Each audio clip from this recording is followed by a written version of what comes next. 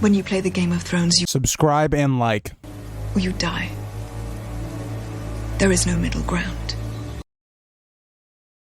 Alright, hello YouTube, welcome back to the Grease Comedy YouTube channel. Today's video, we are going to be tackling, I guess, the age-old question.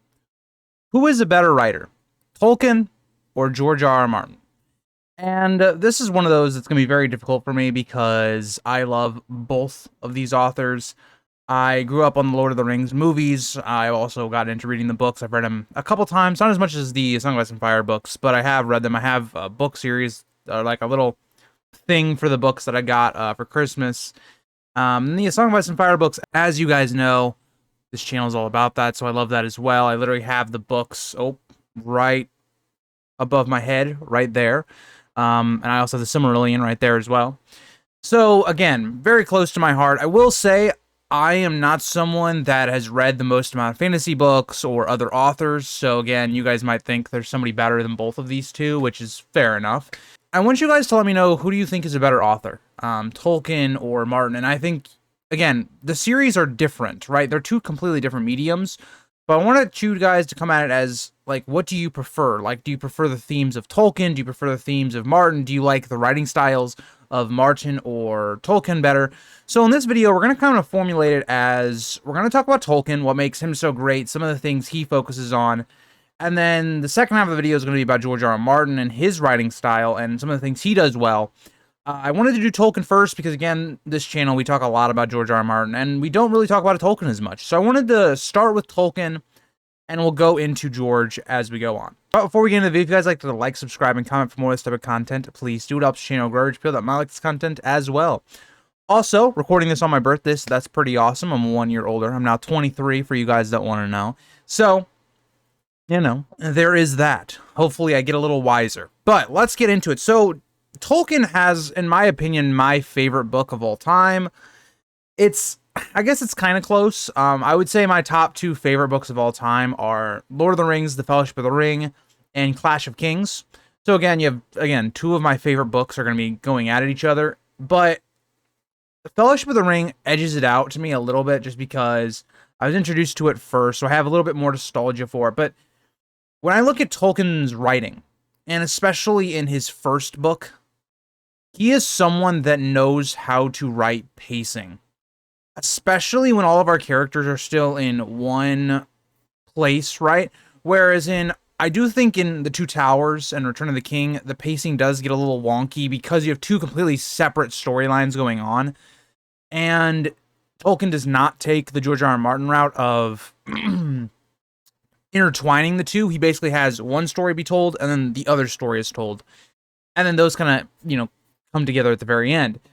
But I want to talk about Tolkien's themes compared to, like, Martin. Because Tolkien, we know, takes a lot of inspiration from his religion, or religion as a whole, Christianity. For instance, The Ring. The Ring is this idea of temptation, of sin. And the one thing I really do like about Tolkien's writing, that, because, again, I'll just preference this, I am Christian, but you don't even have to be, any religion to still appreciate it. But for someone that is, what I appreciate what Tolkien does here is this idea of the ring can't be conquered by anyone except Sauron, which you could maybe do this idea of the devil. No matter how good you are as a person, you will still be tempted by the ring. Frodo and Sam both are these good-hearted characters that still fall into some of that temptation. And we see how even the most pure-hearted can be turned to evil. Gandalf kind of notes that. Galadriel kind of notes that. And what I love about this idea is exactly kind of what Christianity is kind of about. So again, I'm not going to talk about this too long because I know, there's a lot of people that aren't religious. But just looking at where probably Tolkien came from on this idea is that Christianity believes no one is, like, good. Everyone sins at one point or another, or is tempted to do something that may be sinful, which is kind of what the ring is about. We see a character like Boromir, who is this character that, yes, has his flaws. He is a good-hearted person at the center, but because of things like desperation, things of not being heard by the rest of the fellowship, and his growing, I guess, worrying that he's going to lose everything that he loves, it makes him more easily susceptible to the power of the ring. So let's kind of go through some of the other ideas that Tolkien really puts into his writing. Tolkien, it was this big person on nature, on preserving a wildlife and things like that, getting outside. He was a big person for that, and this was much more common back when he was writing these novels, because now when you think about the world is much more industrial, it's much more city life. It's not, we've kind of strayed away from the path of nature, and that's exactly what Tolkien was kind of writing about in some aspects of his writing. If we look at Isengard or Saruman, there's this big idea that Saruman is cutting down the trees, he's doing all these things, he's going towards industrialization, and that's definitely not good. And Tolkien puts it in that way, right, where we see that the Ents, right, helped take down Saruman, and that because he was messing with nature, nature bites back. And Tolkien has a lot of that kind of sentiment in that writing as well. And again, these are only a couple of things that Tolkien preaches on, but these are some of the major ones. And if you look at even A Fellowship of the Ring, which again is my favorite book, I think it's one of the best paced books of all time. I've read it more times than any of the other Lord of the Rings books, because it's just, I love the journey of Fellowship of the Ring. Now, don't get me wrong, I love the other two books as well. They're really good as well, but the first one, and this is the first movie as well, it's an amazing adventure because it's paced so well. So the first 100 pages of the Lord of the Rings is really introducing you into what the plot is and this ginormous world, because we also have to talk about Tolkien made his own languages. He made a history for his own world that go back thousands of years. He put a lot of time into this world, and you have to respect him for that. And when you're looking at book one, Tolkien does something that not a lot of other stories are able to do in a very compelling way. The idea of what the ring is, what it's about, how it's come to Frodo, why it's important, what is the world at large, described in 100 pages is a big feat. It's something that I talk about with the Song of Ice and Fire as well. Song of Ice and Fire does a really great job of, yes, introducing you into a large world with a ton of characters while also establishing the plot.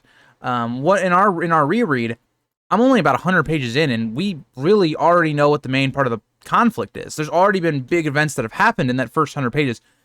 Tolkien is very much the same, where the plot is kind of kickstarted. You're not really bored in the first 100 pages, which I think is what a lot of books don't do well. Even other series that I like, the Percy Jackson series, has a really slow open. It's a really slow open. It takes a while to get to the point. Dune is a book that I took up reading. I wasn't a huge fan, but even Dune, I think, is a book that kind of struggles a little bit to get out of the gate. That's not something Lord of the Rings or a Game of Thrones or A Song of Ice and Fire as a whole really struggles with. And so we have this kind of rising to uneasiness and tension that there's something just not right in the Shire with the Fellowship. And we have this journey set out where they're trying to make it to Rivendell, because that's the first goal, right? The first goal is not to make it to Mount Doom, it's just to make it to Rivendell. And we see how the tension rises and rises, and then when they get to Crick Hollow, again, this was cut from the movie, there's kind of a sense of safety for a little while. They've made it to this safe place, this safe house, or the hobbits think anyway. Us, the readers, like after you've read it once, no, not really, because it gets attacked. But you have like tension's gone up here, now we kind of have a little dissension, and then we go off. And another thing that I think is really great about what Tolkien's able to do with especially the Frodo and Sam plot as we go forward is Tolkien does a great job of immersing you in the world. When our characters are fearing something and then not fearing something else, we're kind of right there with you or with them.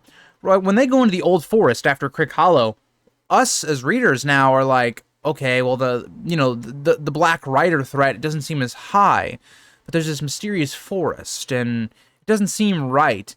And we kind of get away from the Black Riders for a little bit. You almost forget about them, like the characters in the book, right? They almost forget about the Black Riders for a while, and that's exactly how you feel as a reader. And I love that Tolkien is able to connect you as a reader into this story. You feel like you're on the adventure, And he does that fantastically, even with The Hobbit as well.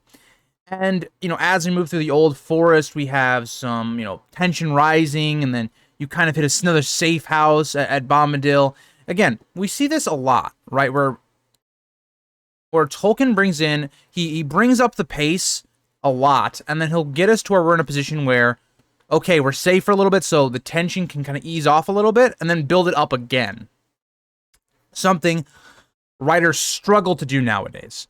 If you look at Marvel movies, they don't know how to do this concept at all, right? There just isn't. There are a lot of movies or shows now that just do this. Straight line up. That's not a great way of telling a story unless you do it right. Because what we see with Lord of the Rings is we're kind of slowly going up the whole time, but we'll hit it and we'll go here and then we'll go like this, right? So we're kind of like, okay, wow, we have a safe spot now. We're with Tom Bombadil. There isn't a lot of threats. And then, okay, we leave. We go to the Barrow Downs. Again, another threat. There's a really good chance Frodo and all of his companions are going to either die or be kept in here. Frodo even comes to this moral decision, which is something, again, left out of the movies that's very interesting in the books, is the ring almost is telling Frodo to leave Sam, Merry, and Pippin behind with the Barrows to get away, and that nobody would fault him for it. It's interesting dilemmas like that unfortunately just couldn't be in the movie because the movie would have been even longer than it already was. But there's decisions like that are really intriguing. And it kind of, again, peaks again when we get to Bree, and we have a little bit of respite, a little bit of, slowing down. We're in a town, we're not on the run. And then just from there, the journey from Bree to Rivendell is riveting. The whole time, it seems like the Black Riders are getting closer and closer to our fellowship at this point, with Aragorn and the Four Hobbits. And it reaches a peak, literally, when we're on Weathertop, and everything seems hopeless at this point. Frodo is slowly becoming a wraith, or he's dying for our characters. It looks like he may not make it. It seems like the Black Riders have pretty much all the bridges covered, that there's going to be no way they're going to get to Rivendell. And Glorfindel shows up to save the day. And even then, it almost doesn't see enough. And we see Frodo, something, again, we didn't see in the movie, which, again, I'm saying a lot of things that we didn't see in the movie, because there are things that they kind of missed with, I think, Frodo's character, where Frodo, it's not Arwen, right? Frodo's alone against the Black Riders when he gets to the other side of the river. And he's like, raising his sword, and it's taking all of his energy, and we see the conflict resolved. So the first kind of half of the story is resolved, and Frodo makes it to Rivendell. Again, this is some of my favorite part of the first book, is like when they leave Bree to the end of Moria. And again, we have respite. We're in Rivendell. There's no danger in Rivendell, but there's still a feeling of uneasy, even while Tolkien is giving us our character, or giving our characters and us a little bit of a break from the immediate danger, always being on the run. There's this feeling of uneasy, like what is going to happen to the ring? And I think even Frodo subconsciously knows that his journey is not over. He wants to stay in Rivendell. He would love to go back to the Shire, but I think a part of him realizes that this is really his journey, and we see how that happens, and we see the Fellowship set out of Rivendell. It's one of those things where it's like, even you, the reader, dread leaving Rivendell, because you know that what is to come is going to be very rough. And again, tension builds. We have the biggest moment of the entire book about to happen with Gandalf's death, and you have a slow buildup. It's not like we just immediately hit that plateau. We have them getting attacked by wargs. We have them basically struggling with the weather. Everything feels like it's against the Fellowship, and they go into Moria. They're getting attacked, and we finally see a foe that's on Gandalf's level. Something that seems unheard of in the first book. And Gandalf dies. This just completely changes the entire story.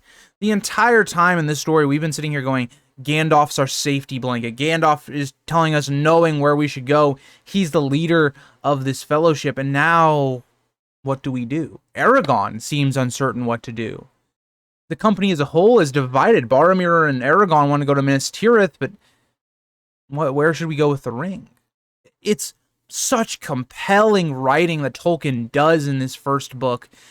And after one of the most emotional points of the book, we get to go to Lothlorien, probably the safest place on Earth at this point, or Middle Earth. It's just fantastic writing where we can sit and reflect on what just happened with Gandalf. We can sit and reflect on what is to come, and we can have a break, but also subconsciously build tension. What is going to happen to the Fellowship? And that all culminates with the ending of this book where Frodo has to make this decision. Boromir's flip and his temptation gives in. It's fantastic writing. One thing I do wish that Tolkien would have done is he would have kind of resolved the Boromir plot, because we actually don't see the Boromir's death and all that until the next book. But just going through book one, I mean, it's fantastic the way this was written. It's just something we will never see again. And it's something that movies, TV show industry has lost their way on how to write a very compelling movie or show, especially in a fantasy setting. And as you go forward the next two books, the one complaint I have is that I think the issue is the pacing in book two is really wonky, because you pick up with the adventurous side, or the more action-packed side of the story. Like when Two Towers comes on, you kind of have a lot of different things going on. You have Frodo and Sam, which is kind of the more of the adventure, just trying to get to Mordor. And then you have Aragorn's camp, which is, Aragorn, Legolas, Gimli. They're trying to, kill all these Uruk-hai and get Merry and Pippin back, and then they have to defend the kingdom of Rohan. Very action-packed, stakes are very heavy. And then once you get done with all of that, you have Frodo and Sam who are kind of wandering around, and then, they end up at Mordor, but they can't really get in, and they get captured by Faramir and all that stuff. It's a really weird pacing to book two, and I love both stories for what they are, but it just feels like they should have been intertwined a bit, and that's my only complaint about book two. I think, again, done great. And Gandalf was kind of given this role of kind of like a Jesus-type figure in the books as he is resurrected. And then when we get to the last book just, in my opinion, perfectly finishes this story and just puts it in a great place. So again, you look at Tolkien's writing, other things he would focus on, another reason that you're able to be in this world with these characters, the way he describes the atmosphere. Whether that's you're going on a hill, whether you're traveling in the forest, he does such a great job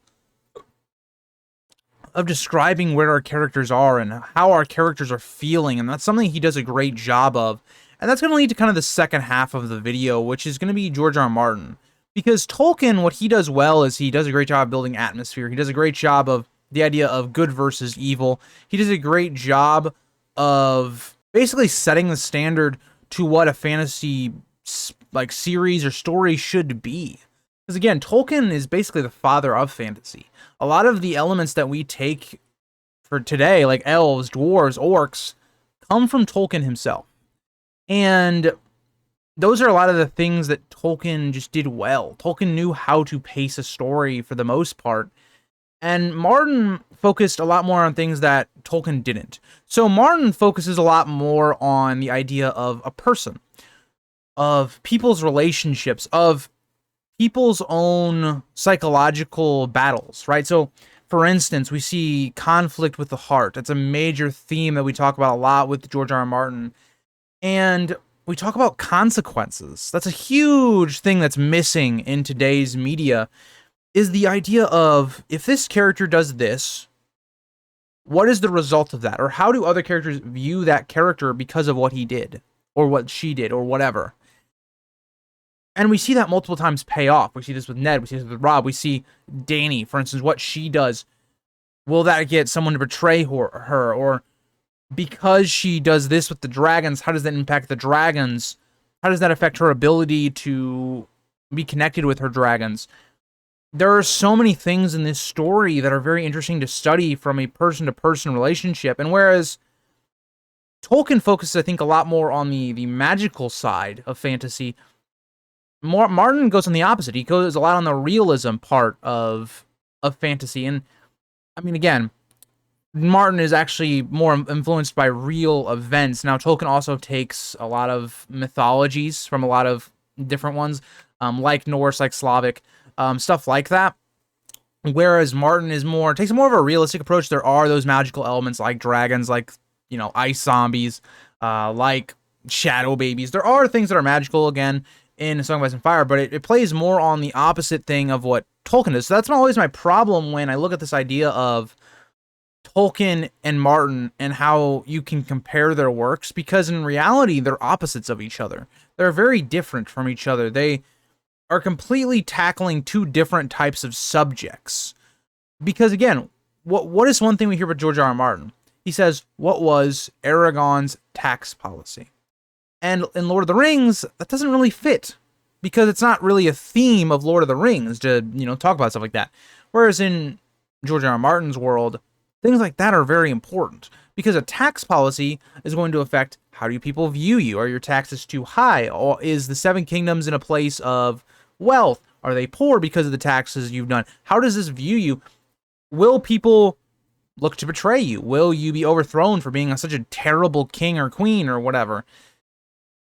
There's just two different things where if you want realism, A Song of Ice and Fire is a perfect place. If you want more of the traditional fantasy, Lord of the Rings, a perfect place. And what I give Martin more credit on is Martin knows, I think Martin is a better builder of an actual complex character. And that's not saying Lord of the Rings doesn't have those. Boromir, like we talked about, extremely complex character, and one of the most fascinating characters in all of Lord of the Rings, in my opinion. Sauron, another fascinating character on what made him turn and things like that. A very fascinating character, two of my favorites in the entire Lord of the Rings series. But I would say George R. R. Martin is better at character crafting and making them real people. Now, that's not saying, again, in Lord of the Rings that we can't relate to our characters, because we can, and there are a lot of moral complexities with characters like Frodo, like Sam. But I do think George took that and built upon it and made more characters that we understand and we can understand their acts. And that's something that, again, media has completely forgotten about. If we think about TV shows or movies, there are just certain ones that you always have this character that seems like a plot device, that the plot has to move because of this character, right? So, for instance, there is this character in the new Ant-Man, right? It's Hope's mother. I'm forgetting her name because I don't really care about Marvel as much anymore, but they're used as basically a complete plot device to make the story go further, but it doesn't make any sense in their character. Like, think about events in A Song of Ice and Fire that drive the plot forward and then see if it makes sense with their character. Catelyn capturing Tyrion. Does that make sense with the context of what has happened, what Catelyn knows, and who she is as a person? It completely does. There's no questions there of why Catelyn does it. We understand that.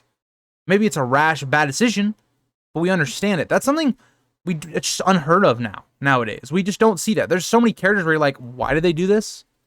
Spider-Man No Way Home, it's a perfect example, is Doctor Strange.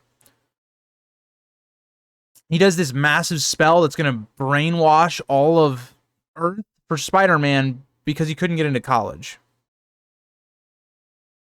It's stuff like that that bothers me about the way we write movies now, is that they just don't make any sense compared to fantastic writing by people like Tolkien, like Martin.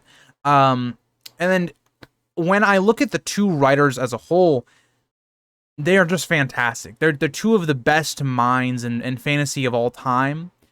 And I think this debate for me would be a little closer if Martin was done. If Martin was done with the series, I think I would maybe lean towards giving it to Martin.